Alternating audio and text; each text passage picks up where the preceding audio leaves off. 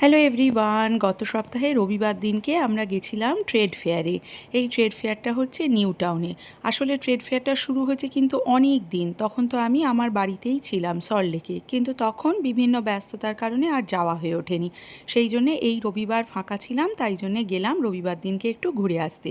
আর আপনারা যারা আমার চ্যানেলে অনেক দিন ধরে আছেন তারা তো জানেনই যে এরকম ধরনের মেলা বা এরকম এক্সিবিশনগুলো আমার ঘুরে দেখতে যেতে খুবই ভালো লাগে। সব সময় যে কিছু কিনতে হবে সেরকম ব্যাপার না, কিন্তু তার সত্ত্বেও গিয়ে বিভিন্ন রকমের জিনিস দেখতে ঘুরে সেটাই আমার খুব ভালো লাগে। জানেন, আগে এই ট্রেড ফেয়ারটা বছরে মাত্র একবারই হতো, ডিসেম্বর মাসে। ওই সায়েন্স সিটিতে হতো, কিন্তু তখন যে খুব একটা যাওয়া হতো তা কিন্তু না। তবে ইদানিং সববারই যাওয়া হয়। আর এখন না বছরে বিভিন্ন সময়ই এই ট্রেড ফেয়ারটা হয়। এই যে এইরকম সামারের টাইমে একবার হয়, আবার দুর্গাপুজোর আগে একবার হয়। গতবার তো দুর্গাপুজোর আগে দুটো জায়গাতে হয়েছিল, নিউ টাউনেও হয়েছিল, আবার অ্যাক্রোপলিস মলের পাশেও হয়েছিল। আর এখানে বিভিন্ন ধরনের যে জিনিস পাওয়া যায় সেগুলো ঘুরে দেখতে কী যে ভালো লাগে। বিভিন্ন দেশের জিনিস, বিভিন্ন শহরের জিনিস, আর একদম লেটেস্ট কালেকশান যেগুলো থাকে সেগুলোই পাওয়া যায়। এই যে বিভিন্ন রকমের ব্যাগ, জুয়েলারি, খাবার দাবারের জিনিস, জামা কাপড়, শাড়ির কালেকশান, হোম ডেকোরেশন, ফার্নিচার, কী না পাওয়া যায়।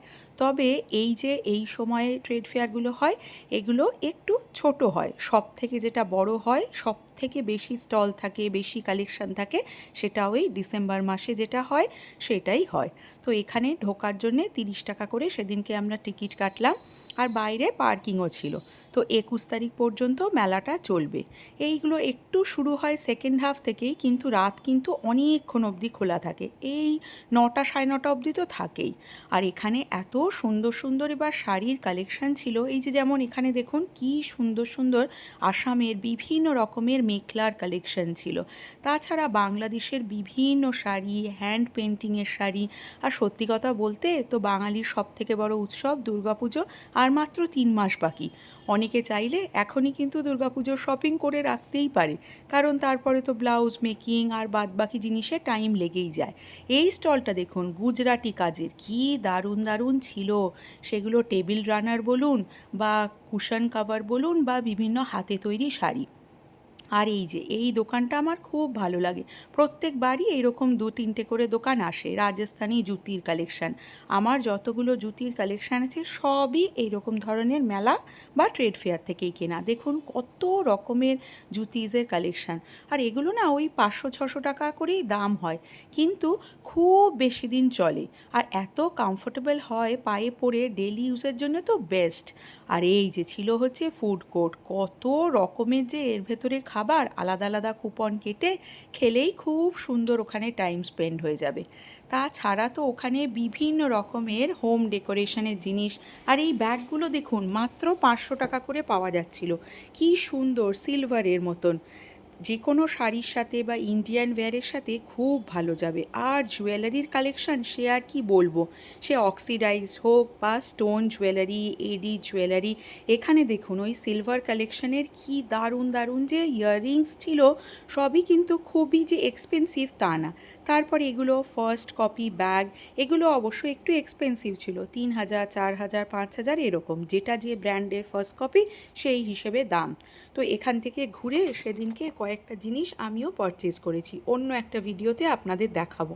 রেডিমেড ব্লাউজের কালেকশানও খুব ভালো ছিল। কোনো যদি শাড়ি থাকে নিয়ে গেলে এখান থেকে আপনি বিভিন্ন রকমের ব্লাউজের অপশান থেকে চুজ করে শাড়ির সাথে একদম ম্যাচিং করে কিনে নিতে পারবেন।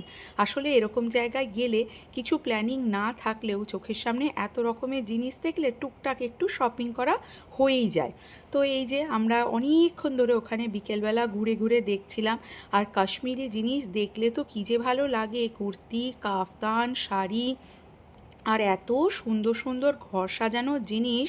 এর মধ্যে বিভিন্ন দোকান ছিল যেগুলোর আবার ওয়েবসাইটও ছিল, বা এখানে তাদের কলকাতাতে শপও আছে, সেখানে গিয়েও আপনি ভিজিট করে দেখতে পারেন। এখানে দেখুন কি সুন্দর সুন্দর যে ক্রকারি ছিল, কাপ বলুন, প্লেট বলুন, কি সুন্দর। এগুলো অবশ্য গড়িয়াহাটেও সারা বছর পাওয়া যায়, কিন্তু এখানে আমার মনে হয় কালেকশানগুলো একটু ডিফারেন্ট টাইপের ছিল, যেগুলো আপনি বাড়ির জন্য অনায়াসেই কিনতে পারেন। বা সবথেকে সবথেকে বড় কথা, এখান থেকে কিনে আপনি যদি কাউকে গিফট করার থাকেন সেই উপলক্ষেও এখান থেকে কিনতে পারেন।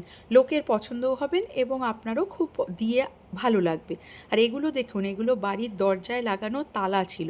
এই দোকানটাতে সমস্ত ধরনের ওই বিভিন্ন রকমের মেটালের জিনিস ছিল। এই যে বাড়িতে মন্দিরে ঝোলানোর জন্যে ঘণ্টা, বিভিন্ন ধরনের ঠাকুরের মূর্তি, এইটা দেখুন দরজার হ্যান্ডেল, এগুলো ছিল শাঁখ। এগুলো কিন্তু বাজবে না, কিন্তু শুধুমাত্র সাজিয়ে রাখার জন্য।